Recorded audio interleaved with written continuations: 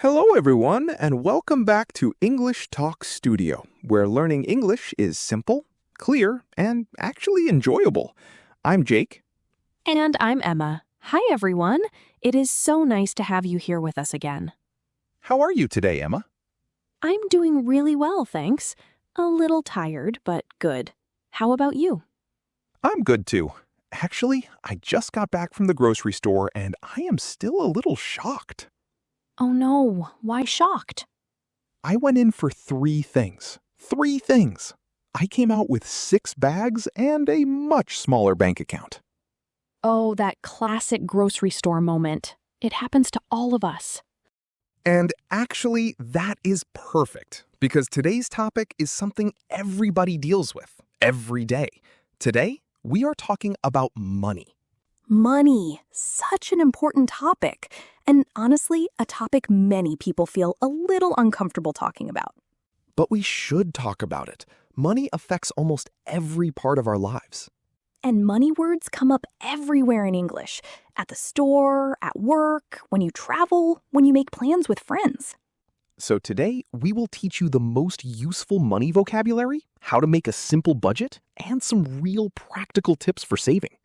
All in clear, friendly English. Nothing complicated, I promise. But first, the usual reminder for our wonderful listeners. If you are enjoying this podcast, please hit that like button. It really does help us a lot.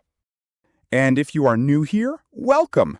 Please subscribe to English Talk Studio so you do not miss an episode. And leave us a comment below. Tell us where you are listening from. We love seeing all the countries our listeners come from. Okay, Emma. Money. Let's start with the basic words. First, we have income. Income is the money you receive, usually from your job, but it could be from other places too. Right. The opposite is expenses. Expenses are the things you spend money on. Rent, food, transportation, everything you pay for. So in a healthy life, your income should be bigger than your expenses. That way you have some money left over. Exactly. That extra money is called savings. Money you keep for later. Now here is a really important difference. Needs versus wants. Oh, this is huge. A need is something you must have to live and function. Food, water, a place to live, basic clothing, transportation to work.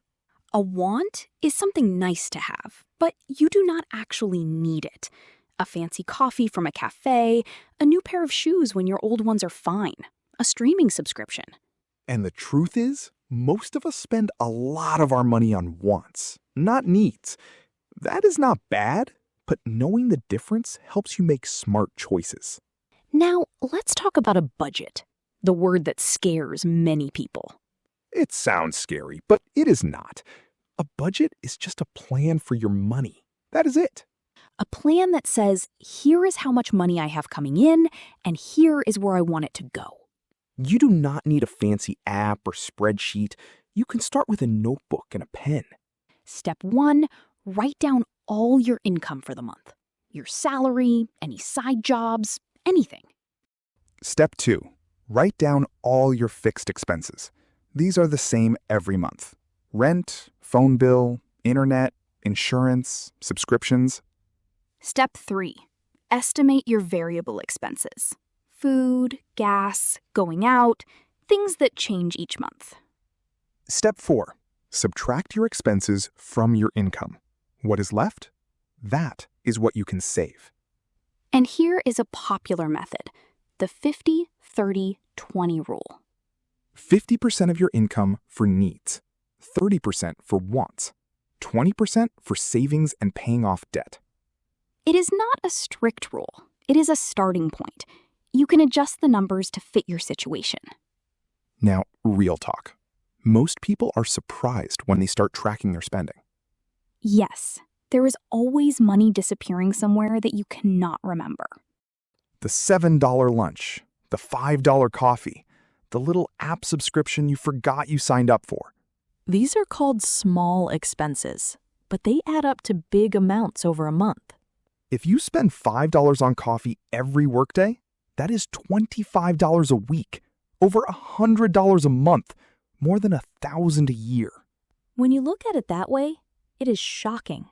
I am not saying do not buy coffee. I love coffee, but know what you are choosing. Now, let's talk about practical saving tips. Things you can start today. Tip 1, make a shopping list before you go to the store and stick to it. This is huge. Stores are designed to make you buy more than you planned. A list keeps you focused. Tip 2, cook at home more often. Eating out is one of the biggest budget killers. Even just 1 or 2 extra home-cooked meals a week can save you a lot of money over a month. Tip 3, the 24-hour rule. If you want to buy something that is not essential, wait 24 hours. Often you will realize you do not actually want it. The desire goes away. And if you still want it after a day, then maybe it is a good purchase. Tip 4, automate your savings. Set up your bank to move a small amount to savings automatically every month. Even just $10 or $20. The point is to make it automatic, so you do not have to think about it. You will be amazed how it adds up without you noticing. Tip 5, review your subscriptions.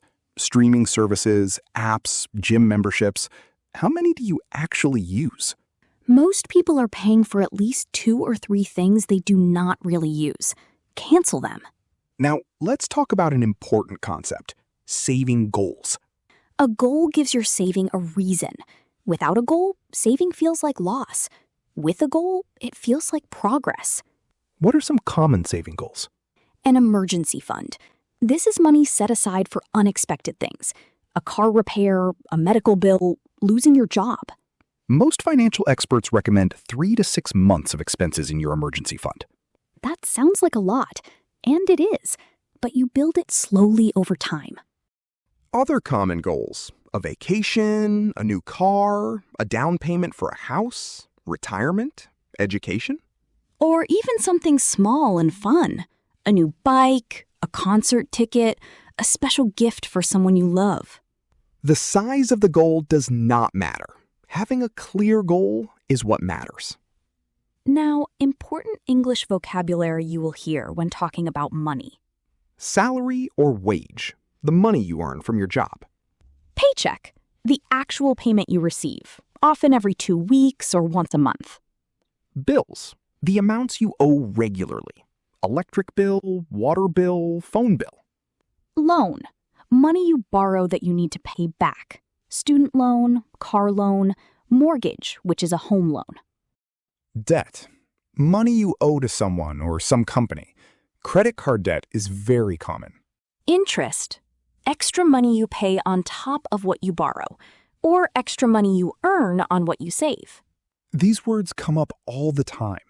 Knowing them helps you understand conversations about money in English. Now, we have a great listener story today. This one comes from Carlos in Spain. Carlos is 26 years old, and he just finished university. Carlos writes, "Hi, Jake and Emma. After I got my first real job, I was so excited about having money. But after 6 months, I had nothing saved. I did not know where my money was going." He continues, I started listening to English Talk Studio on my commute. After your episodes about being practical with money in English, I decided to try. Carlos says, "I wrote down every single thing I spent for 1 month. I was shocked. I was spending almost 200 euros a month on coffee, snacks, and apps I never used." He says, I made a simple budget on paper, nothing fancy. I gave myself a coffee allowance. I cooked dinner at home 4 nights a week. After 3 months, I saved my first 1,000 euros. Carlos, that is incredible. 1,000 euros in 3 months from such small changes? And he learned all that English money vocabulary while he was at it. Carlos, you are an inspiration. Keep going and keep practicing English. Now, Emma, let's talk about something important. Money mistakes. Everybody makes them, even people who are good with money. Mistake 1, comparing yourself to others. Social media is the worst for this. Yes, you see everyone on vacation, in nice clothes, with new phones. You start to feel like you should have those things too. But you are seeing the highlights of their lives, Not the credit card bills, not the stress about money. Mistake 2. Lifestyle inflation. This is when you start earning more, but you also start spending more. You get a raise, so you get a nicer apartment, a nicer car, eat at nicer restaurants, and you end up saving the same amount as before, or less. The smart move is, when you get a raise, save most of the new money. Increase your lifestyle a little, but not a lot. Mistake 3. Not having an emergency fund. When something unexpected happens, you have to go into debt to pay for it. And then you are paying interest on top of the original cost, which makes everything more expensive. Mistake 4. Ignoring your money. Not checking your bank account, not looking at your bills, just hoping it will all work out. It will not work out by itself. You have to look at it, even if it is uncomfortable. Now here is some encouraging news. You do not need to be perfect to be good with money. True. You will mess up. You will buy something you do not need. You will forget to budget for a month. That is okay. The point is to keep trying. Each month a little better than the last. And here is a beautiful way to think about money. Money is a tool, not a goal. The goal is the life you want, the freedom to make choices, to help your family, to do work you love, to travel, to rest. Money is just one tool that helps you build that life. Wow, that got philosophical. I like it. Okay, before we wrap up, let's talk about how to talk about money in English without being awkward. In American English, at least, asking someone how much they earn is usually too personal. Not a good idea unless you are very close.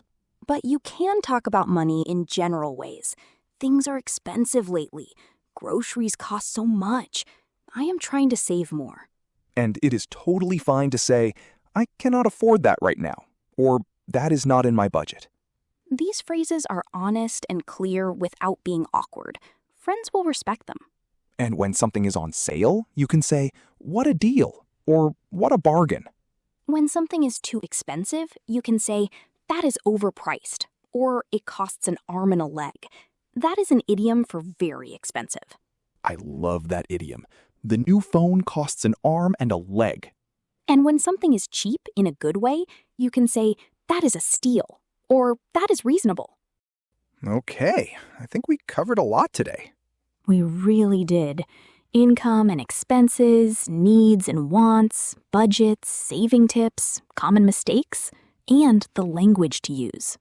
If you remember just one thing from today, remember this. Start tracking what you spent. Just for 1 month. You will learn so much about yourself. And remember, small changes add up. You do not need to make huge sacrifices. Just be aware of your choices. Now, our question for you. Drop a comment below and tell us, what is your biggest saving challenge? Or what is one thing you are saving for right now? We would love to read your goals. Writing them in English is great practice too. And remember, if you like this episode, please give us a thumbs up. Share this with one friend who is learning English. We are trying to grow this community. And subscribe so you never miss an episode. Thank you so much for being here. We will see you next time. Bye, everyone. Keep practicing and keep enjoying English. Bye, everyone.